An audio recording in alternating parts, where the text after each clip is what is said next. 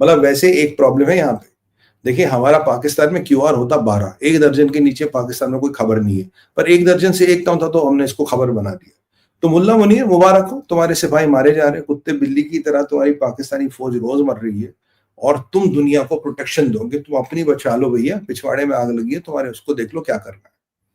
दूसरा हमारा जो विषय जो, क्योंकि वैसे मन तो कर रहा पाकिस्तान से आगे ना चले, पर दूसरा विषय भी पाकिस्तान से रिलेटेड है।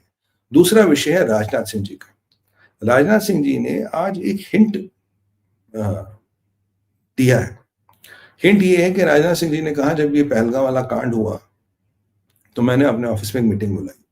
अपने ऑफिस में मीटिंग बुलाई तो मैंने आर्मी चीफ साहब को, एयर चीफ साहब को, नेवल चीफ को, एनएसए साहब को, डिफेंस सेक्रेटरी, ये सब जितने लोग हैं इन सबको बुलाया और मैंने बोला जी कि भाई क्या हुआ, कैसे हुआ, तो पता तो था ही आतंकवादी संगठन है, कौन है, क्या है।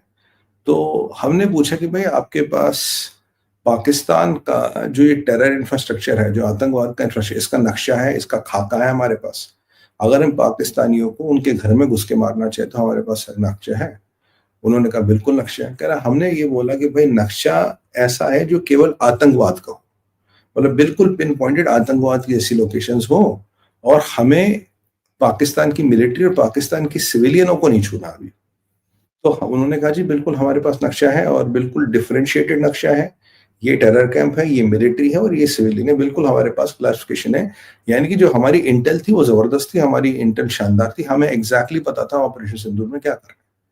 तो फिर कहा कि हमने बोला ठीक है आप जाके जो भी हम कार्रवाई करेंगे, हमारी जो कार्रवाई होगी ये पहले दिन, पहली मीटिंग, पहली बार शुरू से डिसाइड हुआ कि हमारा जो पाकिस्तान पे हमला होगा वो केवल इन जिहादियों, इन आतंकवादियों के खिलाफ होगा। हम सिविलियन को और हम मिलिट्री टारगेट्स को भी टच नहीं करेंगे। ये पहले दिन एक अंडरस्टैंडिंग थी, बहुत क्लियर अंडरस्टैंडिंग थी। तो जबकि पाकिस्तान ने जहां भी भारत में टारगेटिंग की वो एक सिविलियन और एक नॉन मिलिट्री इंफ्रास्ट्रक्चर को टारगेट की, क्योंकि इनकी औकात ही नहीं मिलिट्री और इंफ्रास्ट्रक्चर को टारगेट करें। तो यहां एक चीज राजनाथ सिंह जी कह रहे हैं कि भाई मैंने कहीं ना कहीं जो हिंट है आर्मी को, हमारे सशस्त्र बल सेना बल को, मतलब जिसमें आर्मी एयरफोर्स सब आता है, अगर मैं मेरे मुंह से आर्मी निकल जाए, it doesn't mean army, mean भारतीय सेना। भारतीय सेना को क्लियर इंस्ट्रक्शन दिए थे हमें जाकर मारना है ये जो टेरर इंफ्रास्ट्रक्चर है उसको मारना, और क्या आपके पास पूरे डिटेल्स हैं, और हम चाहते हैं कि इसमें कोई सिविलियन या कोई बेगुनाह आदमी ना मरे। उन्होंने कहा बिल्कुल सर है, हम करेंगे। अब इसी को जरा आप डिकोड कीजिए, जो पीछे जनरल द्विवेदी ने कहा था सिर्फ 2-3 दिन पहले, उन्होंने कहा था यार ऑपरेशन सिंदूर 1.0 में हमारे पास बहुत क्लियर इंस्ट्रक्शंस थी, बहुत क्लियर डायरेक्शंस थी और एक क्लियर रणनीति थी जिसमें हमें पता था कि केवल हमें पाकिस्तान के जो मिलिट्री ये आतंकवादी टारगेट है उनको डिस्ट्रॉय करना है, मिलिट्री को और सिविलियन इंफ्रा को तंग नहीं करना है, ये हमें बताया था। और ऑपरेशन सिंदूर 2.0 में, ऑपरेशन सिंदूर 2.0 में हम ऐसी कोई डील नहीं बरतने वाले, और ऑपरेशन सिंदूर 2.0 जिसका मैं आज आपको कह रहा हूं बिल्कुल with all the conviction at my command कह रहा हूं, जिसकी तैयारी हो रही है इस ऑपरेशन सिंदूर 2.0 में साहब, हम पाकिस्तान के केवल टेररिस्ट इंफ्रास्ट्रक्चर पे नहीं बल्कि मिलिट्री पे और ऐसे ऐसे इंफ्रास्ट्रक्चर पे हम आघात करने वाले हैं जिससे पाकिस्तान ज्योग्राफिकली, भौगोलिक परिस्थिति से टूट जाएगा। पाकिस्तान को इसकी खबर है, और पाकिस्तान का मुल्ला मुनीर चार धारी तलवार में फंसा, ये भी आपको बताऊंगा क्यों। और ये जो मैं आपको कुछ आपके साथ कुछ विशेष इंफॉर्मेशन शेयर करूंगा, ये इसीलिए शेयर कर रहा हूं कि इन जिहादी पाकिस्तानियों को ये ना पता लगे कि हमें पता नहीं कर क्या रहे। मैं आपको बता रहा हूं, देखिए एक सेकंड मुझे दीजिए जरा, मैंने इसको अपने फोन पे नोट कर रखा है।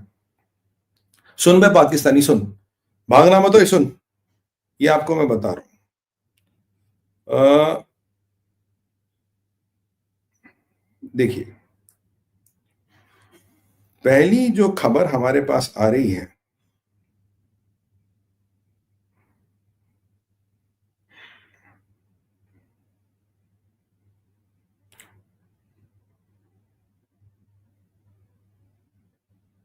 इन्होंने टैंक्स के कॉलम इंडियन बॉर्डर के आसपास डिप्लॉय करने शुरू कर दिए।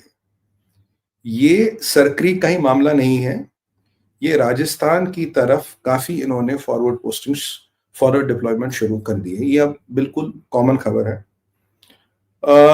ये मीरपुर, छंप, कोटली, सरक्रीक, तो यहाँ इनकी डिप्लॉयमेंट्स बढ़ गई है, राइट? तो यहाँ इनको अनरेस्ट भी देखना पड़ रहा है।